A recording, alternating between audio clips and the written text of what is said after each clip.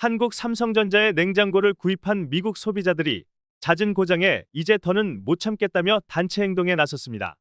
일간지 USA 투데이는 25일 고장난 삼성 냉장고, 당신만의 문제는 아니다. 불만은 쌓여가지만 회사는 아무 조치도 취하지 않는다는 제목의 특집 기사를 게재했습니다. 기사는 결함 많은 제품을 만들어 놓고 이에 대한 대응도 소홀한 삼성전자의 문제점을 질타했습니다.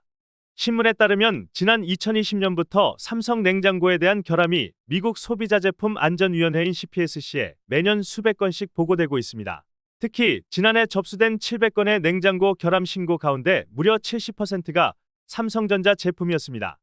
올해는 9월 중순까지 300건가량이 신고됐는데 이 가운데 역시 70%는 삼성 냉장고였습니다. 삼성 냉장고의 결함은 온도 센서의 문제로 인한 내부 온도 상승과 제빙기 고장 등 다양합니다. 이로 인해 냉장고에 보관한 약품과 모유, 음식 등이 상해 건강을 해쳤다는 불만이 크게 늘었습니다. 캘리포니아에서 목장을 운영하는 한 소비자는 지난 8월 삼성의 프렌치도어 냉장고가 실제보다 화씨 20도나 낮은 온도로 돌아가 큰 손해를 봤다면서 삼성은 해당 문제를 잘 알고 있지만 계속 이를 무시하고 있다고 불만을 터뜨렸습니다.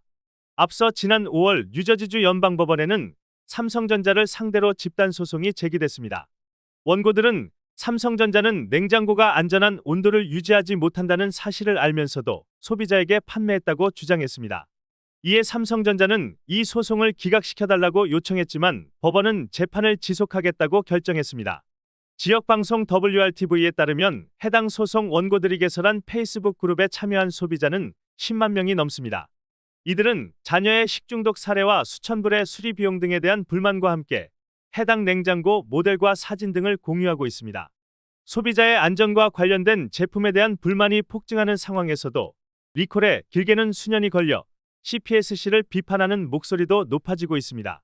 소비자단체인 공익연구그룹의 테레사 머레이는 삼성 냉장고에 대한 리콜이 발표되지 않은 것은 충격적이며 커뮤니티에 대한 모욕이라고 했습니다. 이어 고장난 냉장고 때문에 수백 달러의 약을 버리는 노인과 식중독에 걸려 입원하는 아이들이 얼마나 되는지 알고 있느냐고 반문했습니다. CPSC의 패티 데이비스 대변인은 USA 투데이의 확인 요청에 법적인 문제 때문에 상세한 내용은 공개할 수 없지만 삼성 냉장고에 대한 조사를 진행하고 있다고 밝혔습니다. 전문가들은 이는 연방 당국도 삼성 냉장고의 결함 문제를 심각하게 인식하고 있다는 증거로 해석했습니다.